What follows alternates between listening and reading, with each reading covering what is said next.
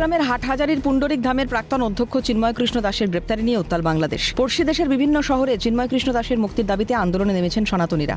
এই ঘটনার আঁচ লেগেছে সুদূর মার্কিন মুলুকেও। সেখানেও চিন্ময় কৃষ্ণ দাসের মুক্তির দাবিতে বিক্ষোভ সমাবেশের আয়োজন করা হয়। প্রসঙ্গত, বাংলাদেশের সংখ্যালঘুদের উপর অত্যাচারের অভিযোগ নিয়ে বারংবার সরব হয়েছেন আমেরিকার ভাবী প্রেসিডেন্ট ডোনাল্ড ট্রাম্প।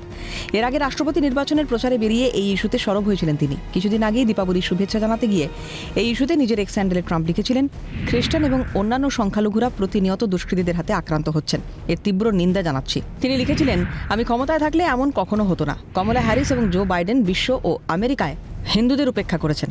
আমেরিকার প্রেসিডেন্ট নির্বাচনে ট্রাম্পের ঐতিহাসিক জয় রীতিমতো চাপে রয়েছে বাংলাদেশের ইউনূসের নেতৃত্বাধীন সরকার। এই প্রেক্ষিতে সংখ্যালঘুদের আশা সনাতনীদের রক্ষা করতে উদ্যোগ নেবেন আমেরিকার ভাবী রাষ্ট্রপতি ডোনাল্ড ট্রাম্প।